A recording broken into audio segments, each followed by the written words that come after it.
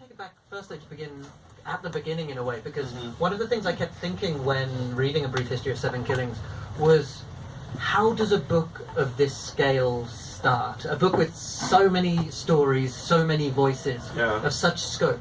Was there a first voice that came to you, or a first idea? Well, if you turn to page 458, you hear the first voice that came to me. It started out being this crime novel set in Chicago and Miami with this, is the mic on? Everybody hear me? With this hitman from Chicago who was given this assignment to kill this Jamaican drug lord. Except he's going through boyfriend trouble. He's in love and the guy's in like. Don't act like you don't know what I'm talking about. and that's how it started, and I just ran into a dead end writing that book. And I thought the solution is to just find another character. And the second character I think I came up with was Bam Bam, the 14-year-old gunman. And the same thing kept happening, and I kept thinking, I'm here to write a small book. I just can't find a character to write a small book with. And my very good friend Rachel, who's actually no longer with us, you know, I said to her, we had dinner, and I said to her, I don't know whose story this is. She says, why do you think it's one person's story? When last have you read As I Lay Dying? So I went back and read it, and it was the big eureka moment that it wasn't one person's story. And the good side about that is that since I had like 400 pages already written, I already had half an hour. But that's when I realized it was this multi-person narrative. And even then, I still didn't know what shape it was going to take. At first, I thought it was going to be an oral biography, like that biography of Edie Sedgwick. Or something like The Savage Detectives, where it's different people, but they're talking about pretty much the same event. And it didn't turn out that way at all. A good 2/3 of that book, I had no idea that's where it was going. I had no idea this book would end up in the 80s, much less the 90s. I had no idea that some characters would have made it to the end of the book, because I really intended to kill off everyone. The whole afterlife after 1976, I really didn't expect. I actually expected to do the Bologna thing where I just kept hovering around 76 and just kept widening the cast of characters, and that didn't happen. I just became really interested in the afterlives of these characters. Where did they go after this? It's what do you do when you run away from home and you can't return? What happens to 10 days from then? And that's how it kind of it happened. It really was. I like to say organic, but I really mean crazy. You made me think of a quote actually attributed, I think, to Nina. I didn't note that on page number, but at the moment she says the problem with a book is that you never know what it's planning to do to you until you're too far into it. Yeah.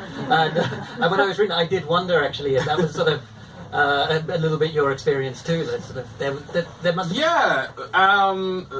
With my previous book, I hated that because I really had this idea that I'm the grand poobah of this novel. And how dear characters decide to have inner lives. It's my book.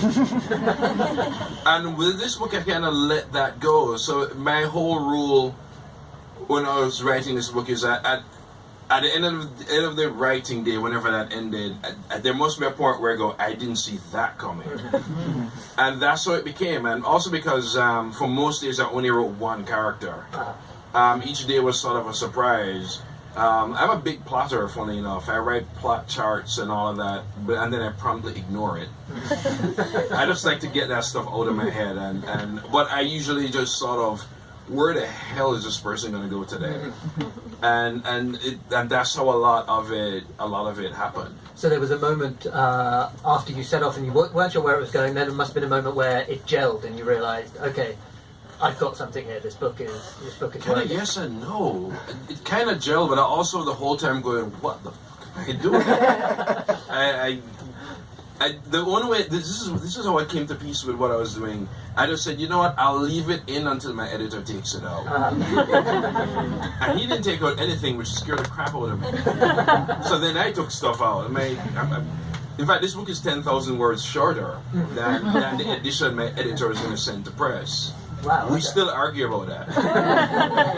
and you wanted to keep the 10,000 words. Oh, I wanted to chop them. Oh, okay. Oh, I did chop them. Yeah, I didn't say I want to take them. I was like, here's the manuscript. He's like, it's noticeably lighter. I'm like, that's because I took 10,000 words. And because I was doing, and I really did cut line by line. I didn't just find a chapter and chop it. Yeah.